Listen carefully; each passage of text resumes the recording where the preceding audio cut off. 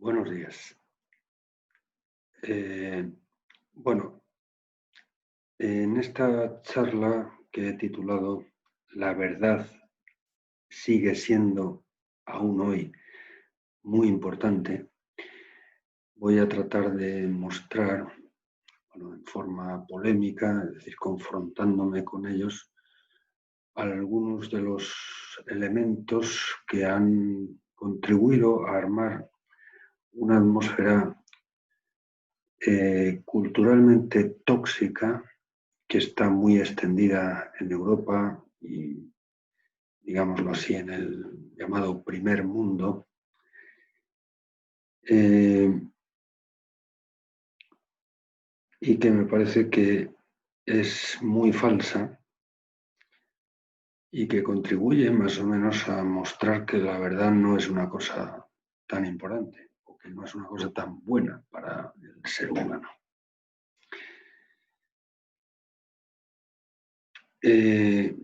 Quizá algunos de los elementos que han contribuido pues, a esta noción peyorativa de la verdad, hoy día, ya digo, muy extendida en el ámbito del contexto del primer mundo, pues uno de ellos es la idea de que la verdad es lo que vende. Esto es una frase que me dijo hace unos años un colega mío, profesor de filosofía en mi universidad, y que la verdad es que me dejó bastante anonadado. No porque fuera la primera vez que me encontraba con ese planteamiento, pero sí por el hecho de que me lo dijera precisamente un profesor de filosofía y además de que me lo dijera con aparente contundencia. Mira, no te engañes, la verdad es lo que vende.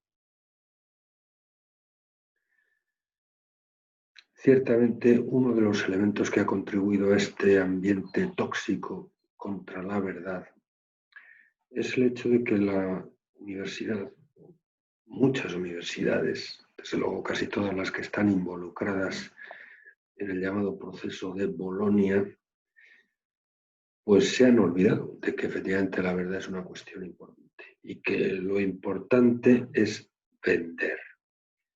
Parece que el único discurso universitario que tiene realmente sentido es la mercadotecnia.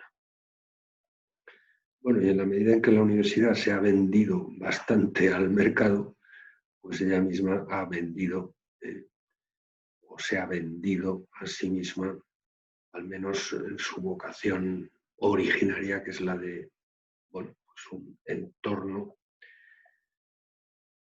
discursivo, dialógico, que pretende armar un ambiente propicio justamente para la discusión racional. Y toda discusión racional se entiende fundamentalmente desde la referencia de que quienes intervienen en esa discusión lo hacen bajo el supuesto de que buscan la verdad, buscan la verdadera solución a un problema. Si no existe la verdad, o en caso de que exista es imposible conocerla, pues entonces la discusión racional carece de sentido. Bien, otro elemento que sin duda ha contribuido a ese ambiente tóxico, pues es una idea que encontramos claramente formulada por Nietzsche en un librito suyo que no es quizá el más conocido, pero que es sumamente emblemático de todo su pensamiento y que tiene un título realmente curioso, y es este, sobre verdad y mentira en sentido extramoral. En ese librito, entre otras cosas, y muy al comienzo del libro, Nietzsche dice lo siguiente, lo cito de memoria, pero la idea sí que es literal.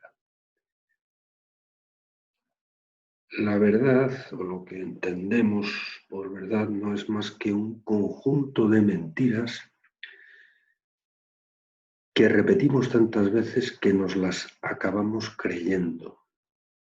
Eso piensa Nietzsche sobre la verdad. En el fondo, la verdad no es más que un apaño que nos sirve pues, para manejarnos entre nosotros, para entendernos entre nosotros, digámoslo así, pero no sobre la base de que entendemos algo. En el fondo, la verdad pues, es el relato que cada uno nos hacemos del mundo. Y bueno, pues el cotejo o la supuesta convergencia de los diversos relatos, pues eso sería la verdad. Pero evidentemente los relatos son muy parciales, muy idiosincráticos, muy personales, diríamos hoy, individuales, y evidentemente ninguno de ellos puede aspirar a ser verdadero, sin más. La verdad es, en el fondo, lo que nos contamos cada uno del mundo.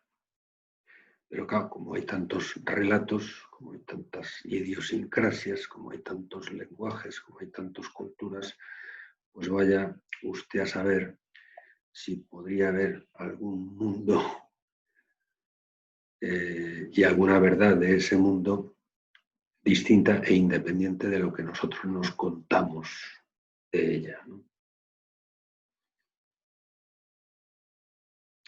Bien, por su parte también, y en un sentido quizá ya más cercano a la mentalidad de mucha gente hoy en día, sobre todo las que están más involucradas en el discurso de las ciencias sociales, la verdad, mucha gente lo entiende justamente como lo callado por quien miente. Bueno, todo el discurso, ¿verdad?, en relación a la tarea de los periodistas,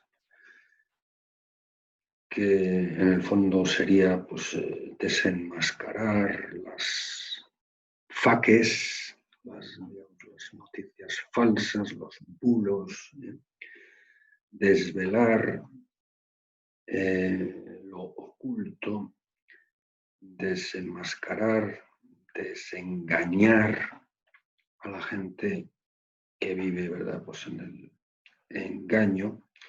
Evidentemente también introduce un elemento, por decirlo así, esencialmente polémico en el concepto de verdad, que también ha contribuido pues,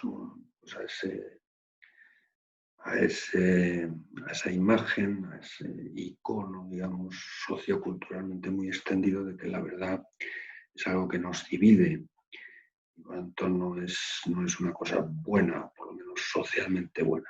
Y que las personas que están convencidas de que algo es verdad de forma incondicional, pues en el fondo son sociópatas, ¿no?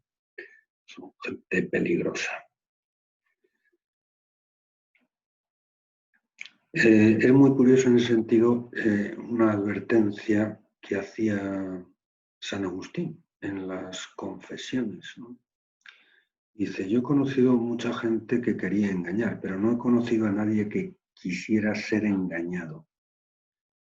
Él pone de relieve, refiriéndose pues, a sus colegas, maestros de retórica como él, es decir, gente experta, ¿verdad?, pues en convencer a otros, pero quizá de lo que a ellos mismos no les convence. En el fondo es el reproche que hace a muchos de sus colegas, incluso la confesión que él mismo hace es algo que él encuentra que es un error en el que el propio San Agustín había incurrido muchas veces, ¿no? Pues, en el fondo nosotros somos maestros del engaño, somos gente que enseña a otros a engañar con eficacia.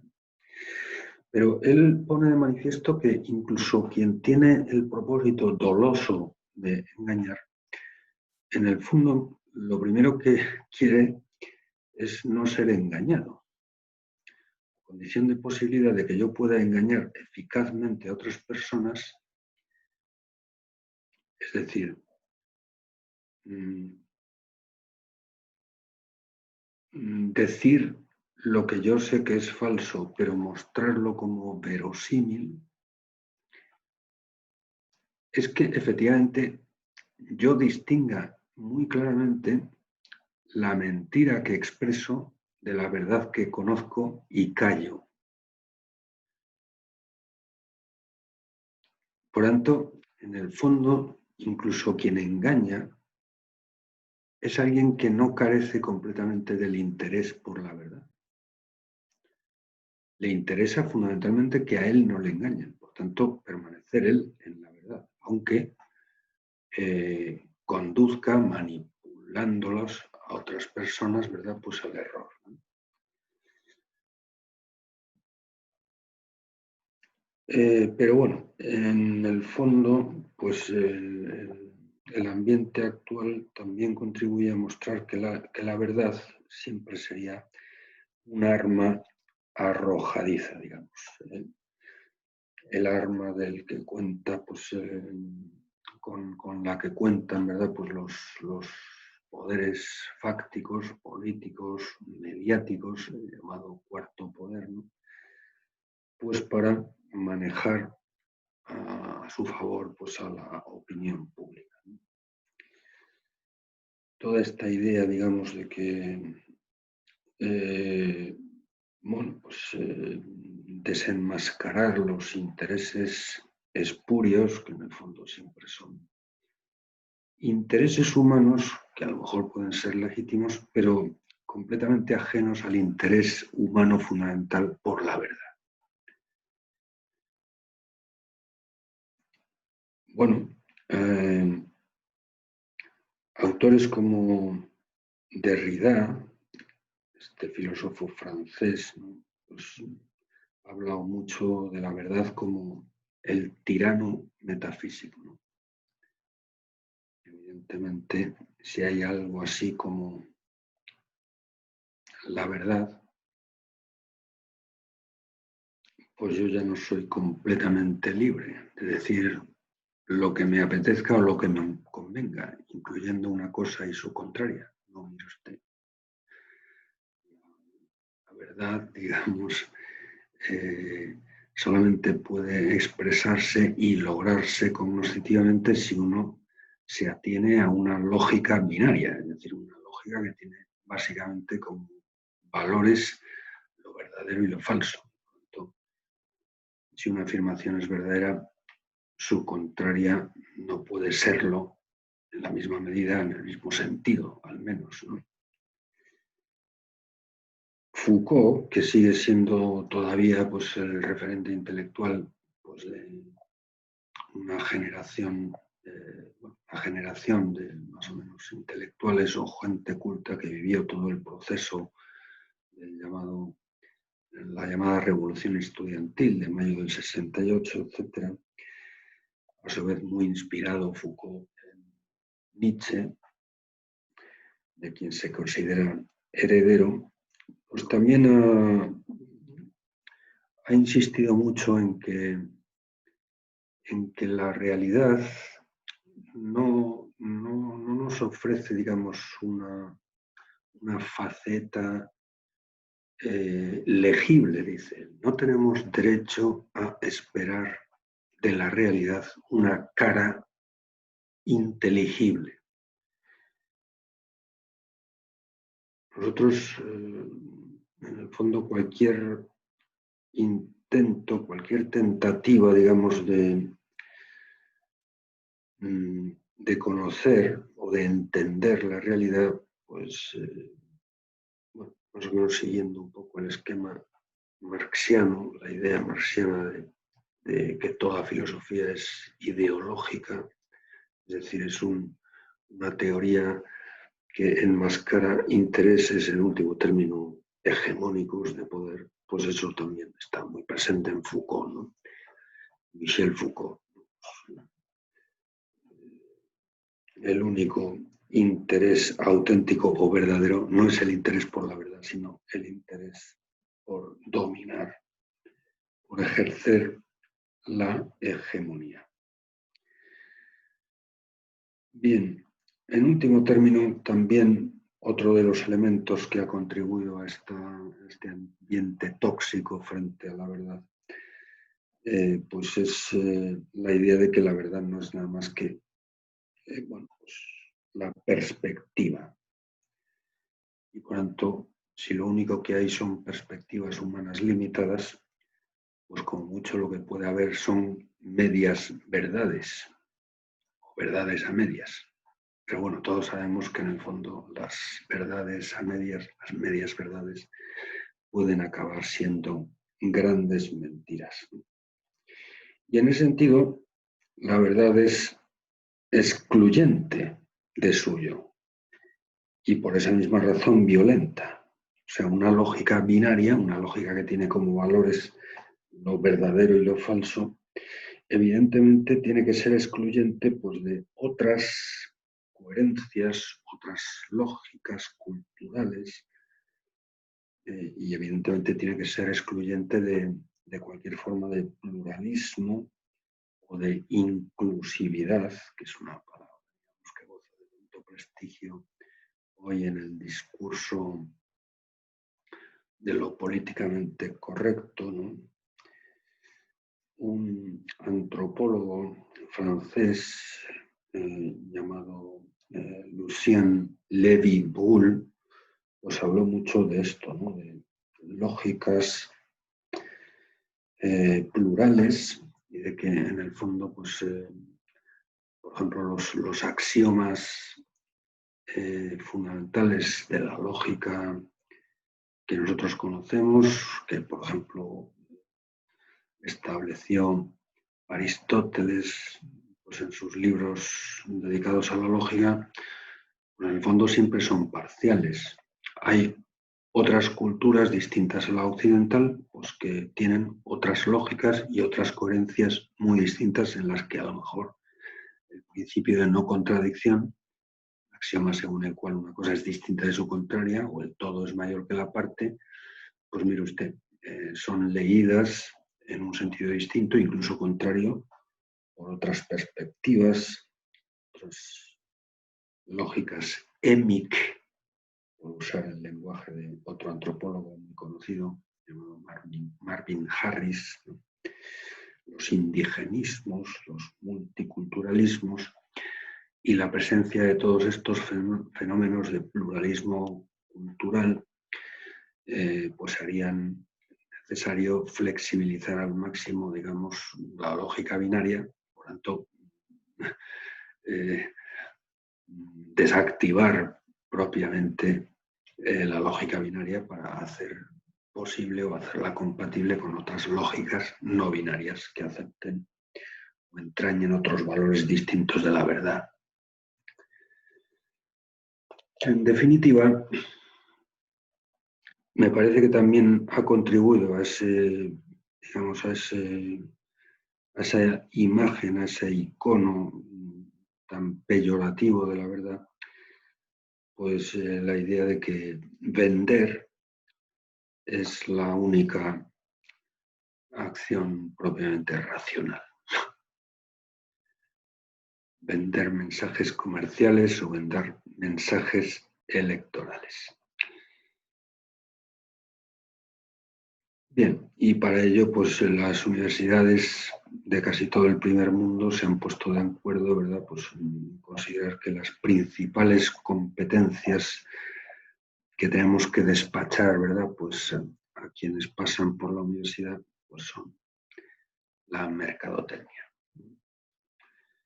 Hay mucha gente en muchas universidades, bueno, de alto prestigio y que aparecen muy bien situadas en los rankings, por ejemplo en Norteamérica, de la llamada Ivy League, ¿cómo se pronuncia eso en gringo? Por ejemplo, Harvard, Princeton, Yale, Columbia, etc.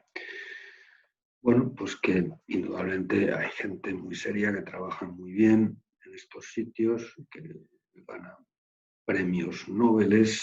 Muchas universidades de estas son fábricas de premios Nobel, ¿no? Pero que desde el punto de vista intelectual y cultural a mí me parece que son auténticos tugurios, porque en el fondo casi todo lo que dicen, por lo menos sobre cuestiones antropológicamente densas, pues es que la única forma de emplear la razón en serio es para contar dineros, para contar votos, para contar los apoyos que uno puede medrar para obtener más cotas de poder o liderazgo, o sencillamente para contar los likes, ¿verdad? Pues que uno puede darle, ¿verdad? Pues con el dígito en el Facebook, o en el Google o cosas de estas, ¿no? Algunas, bueno, en general en el contexto gringo, también incluso en contexto universitario, pues la palabra, esto es muy significativo, ¿no? La palabra filosofía viene a significar algo parecido o una forma de lo que ellos llaman entertainment, de entretenimiento. Y lo único realmente serio, pues es el liderazgo y el management. Bueno, no digo yo que eso no sea serio y que, por supuesto, el contar no sea también una actividad racional seria, pero desde luego pensar que eso es lo único que puede hacer un ser racional, pues equivale a entender que no hay diferencia esencial alguna entre un ser humano y un mono con pantalones. En muchos de estos tugurios, ¿verdad? Pues se despacha con toda tranquilidad ideas más o menos parecidas a que el hombre no es otra cosa que lo que traga, o que el hombre no es más que un mono promocionado y que lo único que avalora propiamente la vida humana es triunfar. Esto en el mundo de los gringos, ¿verdad? Pues, parece que es una categoría antropológica fundamental, ¿no? El triunfador o por el contrario el perdedor. Eso es una de las peores cosas que se le puede decir a un gringo, ¿no? Que eres un perdedor. Evidentemente todas estas cosas que, insisto, el proceso de Bolonia ha incorporado ya a toda la universidad europea, pues en el fondo hacen que las universidades acaben siendo fábricas de almas de paja.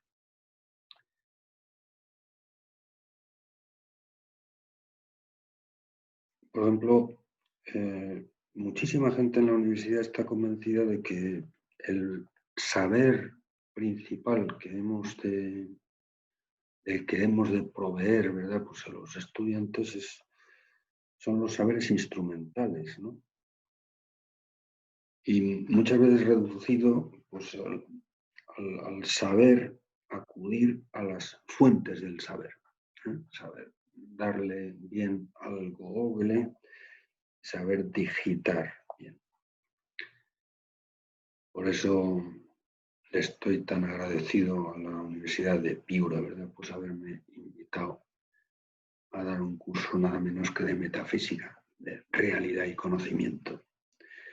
Y precisamente a gente que se prepara para, entre otras cosas, para vender. Muchos de los estudiantes que van a este curso son, bueno, aspiran a dedicarse a la mercadotecnia, a la publicidad, bueno, en general todo el entorno de lo público, la imagen, el periodismo, la opinión pública, personas que se van a mover pues, en el mundo, digamos, de la ficción o de la fantasía de la opinión pública o del mercado. Bueno, pues que esas personas también tengan la oportunidad en la universidad de entender a fondo alguna cuestión antropológicamente y teóricamente de mayor envergadura, pues me parece que es un timbre de honor de esta universidad.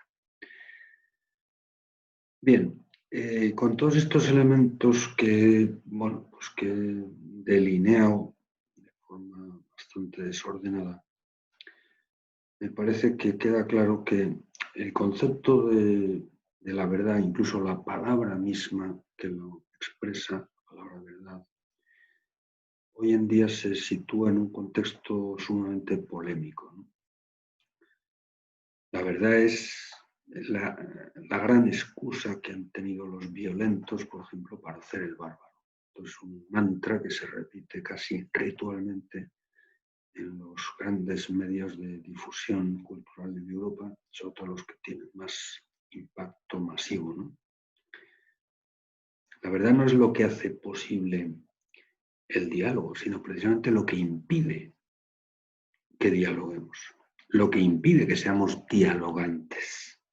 Esto es una cosa verdaderamente sorprendente y muy rocambolesco el proceso que ha llevado a mucha gente a pensar esto, que es sencillamente descerebrado. Pero hoy en día hay mucha gente que piensa esto, aunque sea lista por otros motivos. El debate, la discusión, pues racional, pues evidentemente eso es un riesgo para la amistad entre nosotros, ¿no? Es muy llamativo, por lo menos a mí me llama mucho la atención, cómo en el imaginario colectivo, para mucha gente, hoy en día la palabra discutir equivale a enemistarse con alguien.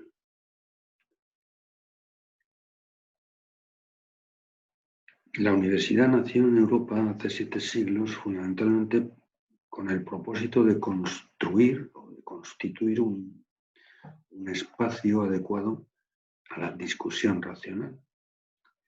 Y las actividades fundamentales que se realizaban en la universidad en su origen, por cierto, son las actividades hoy en día más difíciles de hacer en muchas universidades europeas, bueno, y norteamericanas, es justamente esto, discutir. La disputatio, en latín. Bueno, los primeros universitarios hablaban en latín, ¿no? Y ellos se referían a las tres actividades fundamentales para las que está pensada o estaba pensada en su origen la universidad, que es la lectio, o sea, la lectura o la lección, la quaestio, que es la cuestión, la pregunta, el cuestionamiento, y la disputatio, o sea, la discusión. Y lo que se hacía era primero leer un texto, proponer un texto.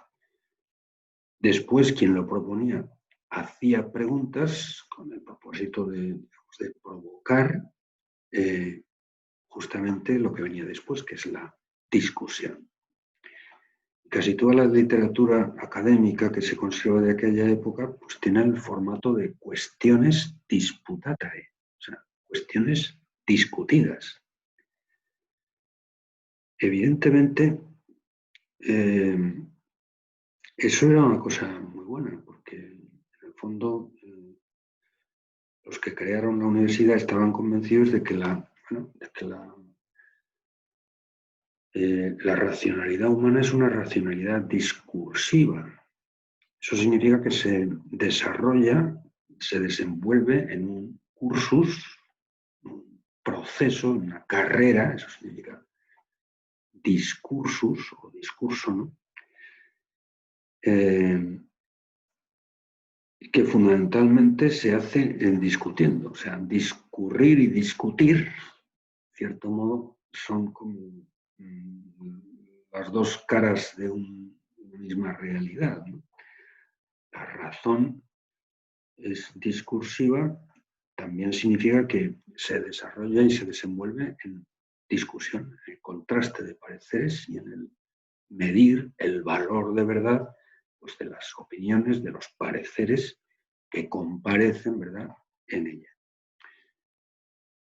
Yo creo que todos tenemos más o menos la experiencia de que hemos aprendido a pensar fundamentalmente tomando partido en una discusión significativa y buscando razones para defender lo que pensamos justamente en contraste pues con lo que piensan otros cuando piensan lo contrario, ¿no?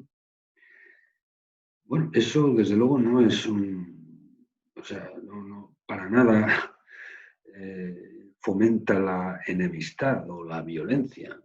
Eso es el motor fundamentalmente de la cultura, por lo menos de lo más interesante que ha producido la cultura occidental. Y esto es básicamente lo que la cultura occidental conserva de la herencia griega del periodo clásico.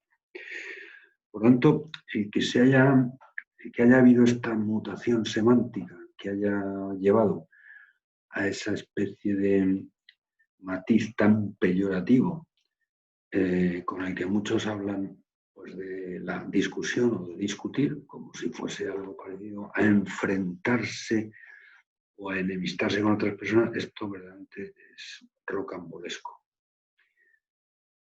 Bueno, y eso cuando no se entiende que la racionalidad, incluso las supuestas verdades de cada uno que intervienen en la discusión, pues en el fondo no son más que armas arrojadizas o incluso, como dirían los marxistas, el viejo Lenin pensaba que la mentira es un arma revolucionaria. Siguiendo un poco el planteamiento de Marx, ¿no? Eso que él expresa en su libro sobre Feuerbach, ¿no? La 11ª tesis sobre Feuerbach, pues viene a decir que, bueno, los filósofos se han dedicado a buscar la verdad, a tratar de comprender, de interpretar el mundo. Realmente lo interesante y lo que nos debe mover es transformar el mundo. No lo que las cosas son en verdad, sino lo que nosotros hacemos que sean, incluso diciéndolas como no son, o sea, mintiendo sobre ellas. Mentira realmente es una cosa buena si sirve para transformar supuestamente a mejor la realidad social, etc. Bueno, pues, todas estas ideas hoy resultan, aunque desde el punto de vista intelectual y filosófico son patéticas, pero desde luego parecen motivar, incluso catalizar lo más interesante, digamos, del discurso intelectual hoy en día. La mentira, en el fondo, no sería nada más que una táctica, y si es una táctica eficaz para una transformación, por ejemplo, tal como el marxismo la entiende, una transformación revolucionaria, pues entonces es una cosa buena, mucho mejor que la verdad.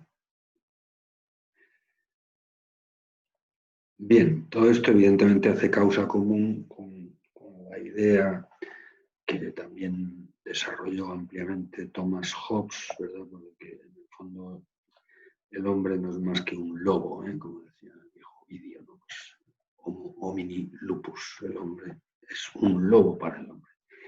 Y la condición natural de la convivencia humana es el bellum omnium contra omnes, ¿no? La guerra de todos contra todos. Y eso es lo que más naturalmente nos sale a los humanos, la agresividad. Bien, lo que pasa es que como somos seres racionales, por tanto capaces de mentir de forma verosímil, pues entonces podemos disfrazarnos, ponemos guantes blancos sobre nuestras garras o zarpas y podemos sentarnos alrededor de una mesa de negociación y a lo mejor llegar a algún acuerdo, ¿verdad? Pues para destrozarnos menos o para hacerlo de una forma un poco disfrazada o cosmética. Pero en el fondo, el hombre como ser racional no es nada más que un pícaro.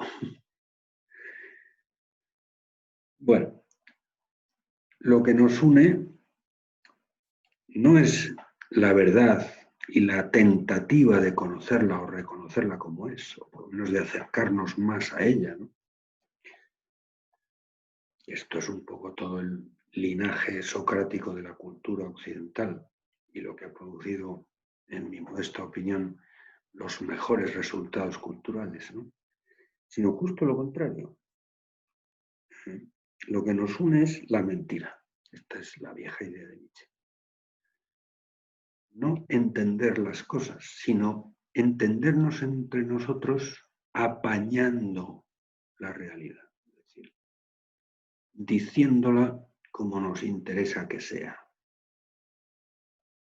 Bueno, negociando en el fondo. Vamos a ver, en todo esto, evidentemente, es necesario poner un poco de orden y además reconocer bueno, pues que hay muchísimos enfebrecimientos de algo que originalmente tiene su forma o su punto de justicia, ¿no? Es verdad que la racionalidad humana es discursiva y en algunos momentos y en algún sentido también dialéctica. O sea, una de las formas del discurso racional es justamente la dialéctica, la confrontación. Decía antes, discurrir y discutir. O sea, nosotros realmente cuando tenemos la oportunidad de discutir con alguien, pues nos vemos forzados a pensar más a fondo, a discurrir. Y es verdad que una forma de pensar es justamente esto, la disputación, la cuestión, ¿no? Sócrates, bueno, pues se dice tópicamente que una parte del método socrático, un aspecto muy fundamental de él es precisamente la ironía. O sea, las preguntas de Sócrates que en el fondo tienen el efecto catártico de introducirte una inquietud interior que te lleve a cuestionarte lo que sabías o lo que creías saber, lo que tenías, digamos, como seguro, aquello de lo que estabas convencido. Es verdad que ante las preguntas de Sócrates, pues casi todas nuestras seguridades empiezan a tambalearse, ¿no? Bueno, y en ese sentido, pues es verdad que la racionalidad discursiva es hasta cierto punto desafiante, incluso desafiante de lo establecido, ¿no? Es verdad también que la mayor parte de las verdades a las que nosotros, los seres racionales, alcanzamos, efectivamente llegamos a ellas después de corregir errores. Decía Fernando Inciarte, un filósofo español afincado en Alemania, ya murió, ¿no? Que tuve el honor de conocer y de tratar durante una temporada en Alemania, pues decía, hablando de la conducta moral, pero creo que también se puede aplicar a la racionalidad humana, decía, la conducta recta siempre es conducta correcta, es decir, resultado de muchas correcciones que nos hacen otras personas o que nos hacemos nosotros mismos cuando nos hemos dado cuenta de que hemos cometido un error. Pues también esto se puede decir del pensar, del discurrir humano. La mayor parte de las verdades a las que alcanzamos, llegamos a ellas por ensayo y error, dirían los gringos, ¿no? Trial and error, por tanteo, ¿eh? Es decir, después de sacar la pata, tras haberla metido. Bueno,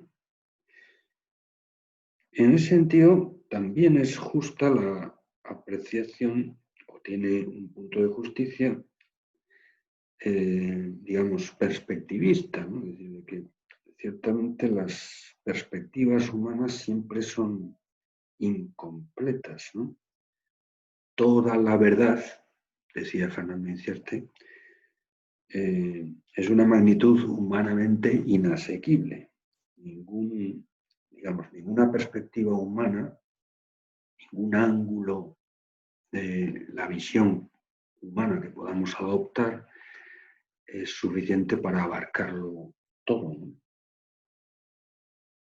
Nosotros no podemos agotar la realidad que contemplamos desde un ángulo limitado, que es el nuestro. Aunque sí podemos acotar algo de esa realidad. Y precisamente el contexto de la discusión, el contexto del discurso, lo que nos permite es enriquecer nuestra propia perspectiva limitada con otras perspectivas distintas que ven la realidad desde otro ángulo, desde otras idiosincrasias distintas de las mías. Evidentemente todo esto es muy justo, ¿no? Pero me parece que se ha tomado el rábano por las hojas, o como eso se diga, la parte de justicia de todas estas cosas que acabo de mencionar, y se ha exagerado, se han sacado de quicio y se ha llegado de una forma completamente injusta, a mi modo de ver, a armar pues todo, digamos, un universo semántico cargado de matices sumamente peyorativos, cuya consecuencia sociocultural es efectivamente la cancelación de la racionalidad discursiva. Hay mucha gente que entiende que una discusión no tiene ningún sentido, aunque quizá puede tener cierto sentido táctico o estratégico o incluso mercadotécnico, tener, por decirlo así, la pose de la persona dialogante, ¿no? En el fondo, si uno participa de toda esta visión tan peyorativa, tan tóxica, ¿no?, sobre la verdad, pues en el fondo la discusión carece de sentido. Repito, si no existe la verdad o no existe forma humana de conocerla, o por lo menos de acercarnos más a ella, pues entonces ¿para qué discutir? La discusión racional no tiene sentido si no es como una búsqueda cooperativa, mancomunada de la verdad, muchas veces en la forma de la verdadera solución a un problema. Pero si la verdad no existe o es imposible dar con ella, insisto, no agotarla, pero sí acotar un poco de ella, que eso sí que podemos los humanos, pues entonces ¿para qué discutir? No tiene ningún sentido. Yo digo que a lo mejor desde el punto de vista de la cosmética, pues puede haber gente interesada en aparentar un talante dialogante. Pero si en el fondo están convencidos de que la verdad es una cosa mala, no es tan buena, pues a lo mejor eso se convertirá en una pura apariencia y uno pues, se sienta a la mesa de negociación y dialoga y escucha, hace que escucha, pero en el fondo le entra por un oído y le sale por otro. O en cuanto que se acaba la discusión, pues coge las notas que ha tomado y las echa al cesto sin rebozo ninguno. Esto se ve mucho en la actitud de algunos políticos dialogantes. Bueno, en general se produce un cansancio cínico de la cultura, ¿no? O sea, tanta violencia, tanta táctica, tanta mentira disfrazada de algo verosímil, tanta razón estratégica, meramente instrumental, medial, que acaba siempre en discursos puramente tecnocráticos, pues en el fondo es algo que humanamente es agotador. O sea, si el hombre es un ser racional y la razón es una capacidad de verdad, el ser humano no puede vivir sin verdad. En todo caso, puede malvivir. Y a lo mejor durante un tiempo, incluso durante un tiempo muy largo, pero desde luego toda la vida no. En algún momento el ser humano tiene que confrontarse con una pregunta seria y buscar una respuesta seria, es decir, verdadera, ante ciertas cuestiones humanamente de envergadura. Desde luego, no hay ningún ser humano que, por ejemplo, frente a la cuestión del sentido de la vida y del sentido de la muerte, se conforme con menos que la verdad.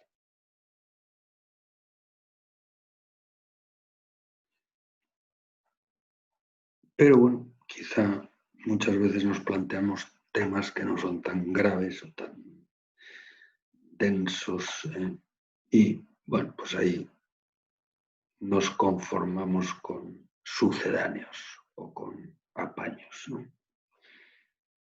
En general, todo este ambiente tan peyorativo frente al concepto de verdad ha supuesto, por lo menos en Europa, una capitulación cultural de muy gruesa magnitud.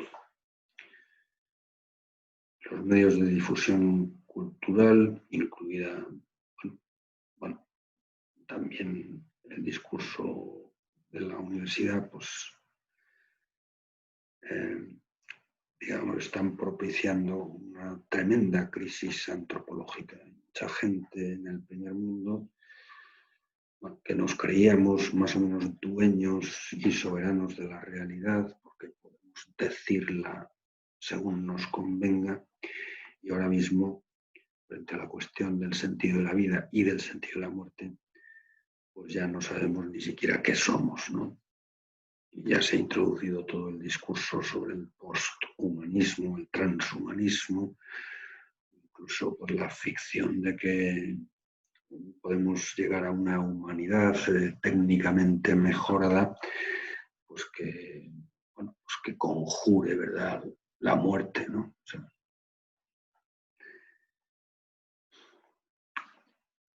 el cinismo que está en la base de toda esta actitud lleva aparejada una profunda crisis de fe, en el sentido de una profunda crisis de confianza.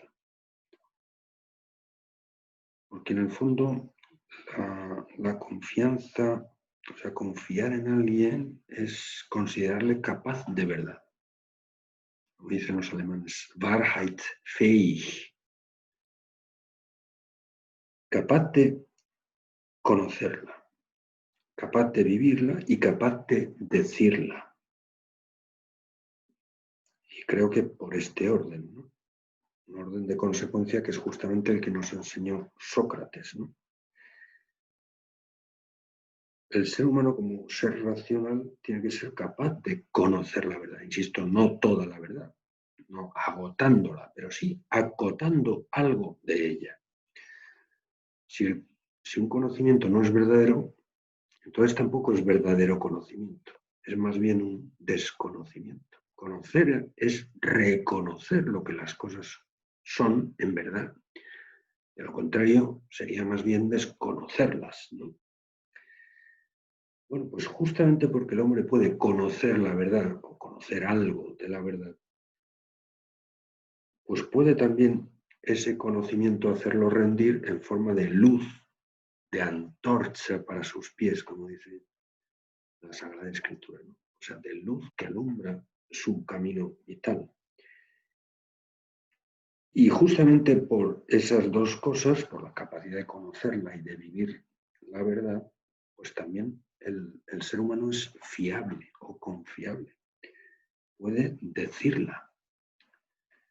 Evidentemente la crisis, ya digo, por absoluto desprestigio del concepto o del valor de la verdad, pues lleva aparejada también una crisis fundamental de la confianza, de la confiabilidad del ser humano. Por tanto, restituir el prestigio de la verdad es reconstruir también las bases de la convivencia humana, es decir, de la confianza,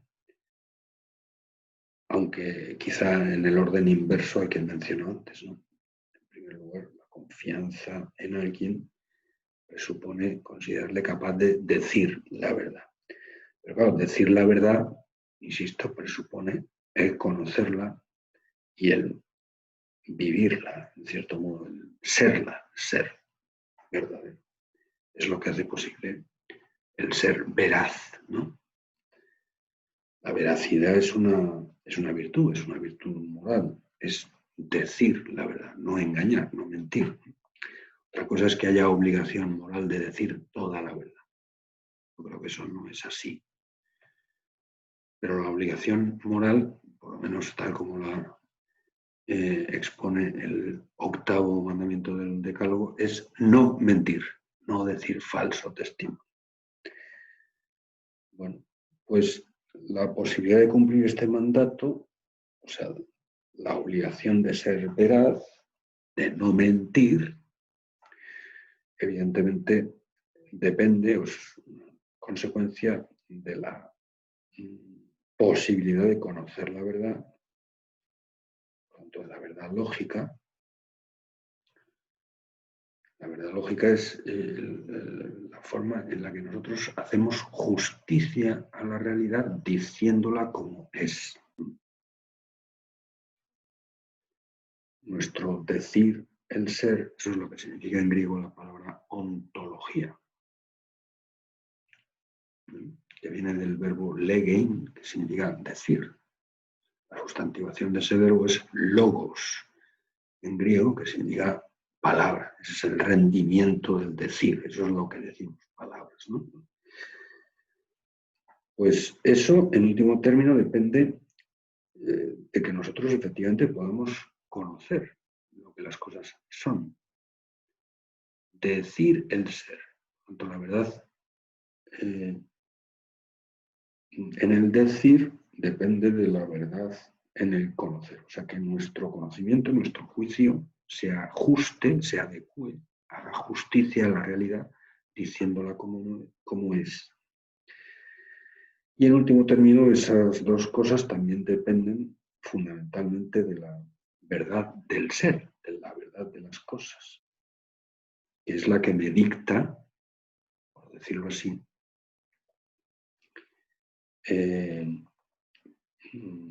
mi concepto. O sea, lo primero en el orden de fundamentación es la verdad de las cosas, lo que llaman los metafísicos la verdad ontológica, ¿no? El dejarse decir el ser. Luego está el yo decirlo como es mentalmente, esa es la verdad lógica, y luego está la veracidad, o sea, el yo expresar no mentirosa, no engañosamente lo que pienso. Pero en último término, claro,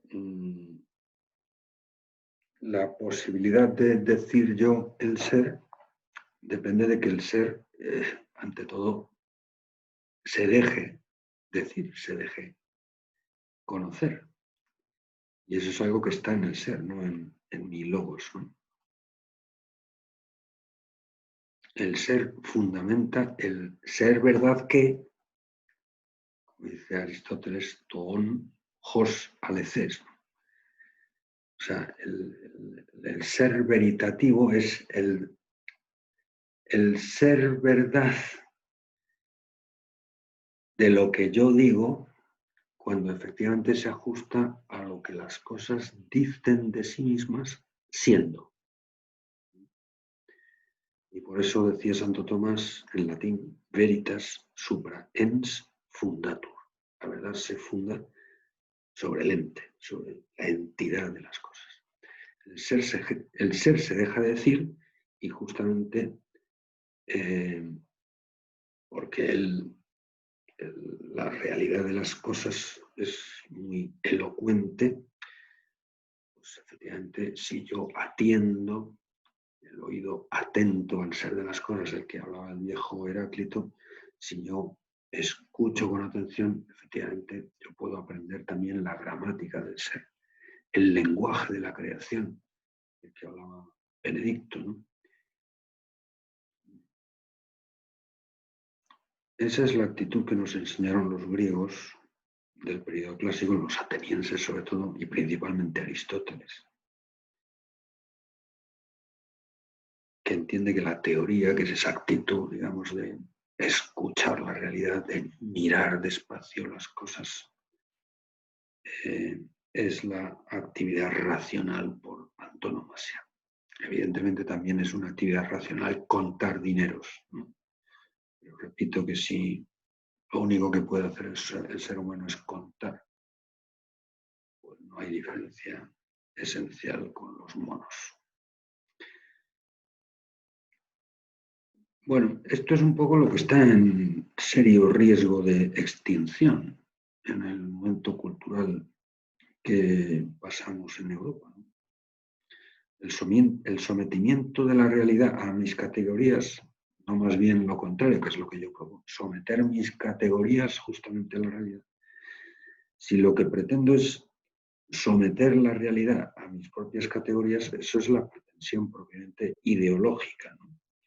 Que en el fondo es no solo material, sino formalmente engañosa. El ideólogo fundamentalmente lo que tiene que hacer es cerrar los ojos frente a la realidad. O sea, no teorizar, no mirar despacio las cosas, sino cerrar los ojos y mirar por encima de las cosas a, bueno, vaya usted a saber qué idea o ideal de humanidad mejorada, pues que en el fondo es la que le interesa promover, pero fundamentalmente a costa del interés por la verdad, el interés por escuchar la auténtica realidad. Lo que dicen las cosas siendo es lo que tiene que regir y medir, en sentido supone un criterio, lo que nosotros decimos que son. Y esto rige lo que nos decimos entre nosotros cuando hablamos de ellas. En ese sentido, me parece que la dimensión semántica, por usar una fórmula que hizo famoso Wittgenstein, ¿no? La dimensión semántica del lenguaje pues tiene una, digamos, tiene una prioridad, no solamente funcional, sino constitutiva sobre la dimensión pragmática, ¿no? O sea, el entendernos entre nosotros es posible sobre la base de que entendemos algo.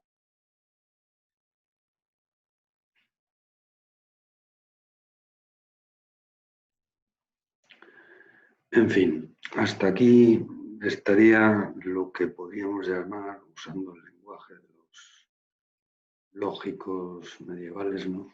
El modus tollens, ¿no? O sea, la parte polémica de mi exposición o mi confrontación, digamos, y las razones que yo aduzco para confrontarme con ese ambiente hoy día culturalmente muy extendido, tóxico, por decirlo así, frente a la verdad, ¿no?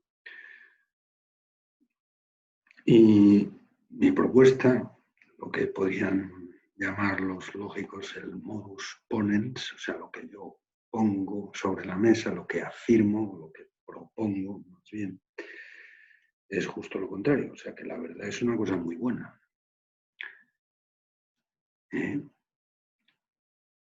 Y que sigue siendo, a pesar de los pesares, a pesar de todo lo que he contado antes, pues sigue siendo algo muy importante para el ser humano. Un valor, uno podría decir, bueno, parece que no es un valor en alza según los criterios de la mercadotecnia. Pero fuera de esos criterios, me parece que es un valor sumamente positivo. Santo Tomás pensaba que la verdad es el bien de la inteligencia. Y si el ser humano es un ser inteligente, es un ser racional, pues para él la verdad es el mayor bien humano. Desde luego la verdad no es excluyente de nada, excepto del error. O sea, lo que excluye la verdad es el error, eso sí. Y ciertamente, ya digo que en el ser humano la capacidad de verdad, la capacidad racional, pues también es falible. No por ser razón, sino por ser razón humana. dado que el ser humano es un ser limitado, finito, pues también su razón es una capacidad limitada y finita, y eso implica, primero, que tiene que desarrollarse en un discurso en el que se puede dar un mal paso, y segundo, que nunca lo abarca todo, siempre puede tener ángulos ciegos, ¿no? Y por otro lado, lo que comentaba antes, de acuerdo con lo que decía Fernando Inciarte, ¿no? Pues que habitualmente la verdad humana pues es rectitud, y eso implica que es corrección, o sea,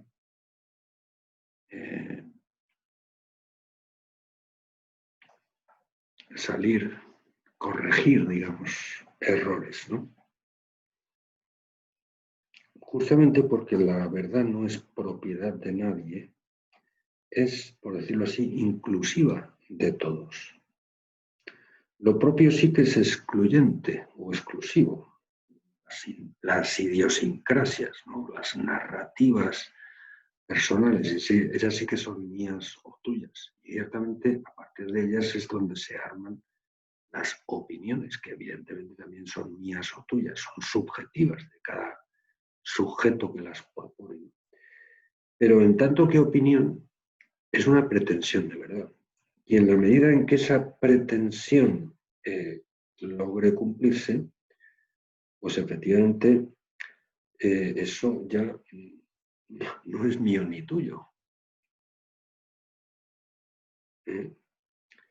Lo mío, desde luego, es lo que no es tuyo y viceversa. Lo tuyo, lo propio tuyo, es lo que no es mío, ¿no?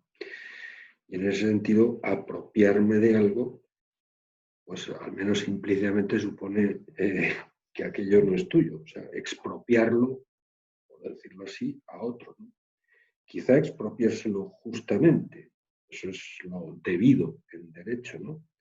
O el débito. Bueno, en esto me parece que hay que hacer un matiz, ¿no? Hay bienes, los bienes frugales, es decir, los bienes que se consumen, que se gastan, que se degeneran en su disfrute.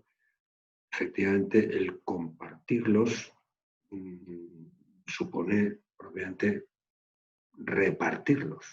O sea, nosotros podemos compartir un bocadillo, pero compartir un bocadillo es partirlo en dos. Y en último término, la parte que te comes tú, te la comes tú y no yo, y la parte que me como yo, me la como yo y no tú. Pero también hay otros bienes no frugales que no se consumen con su disfrute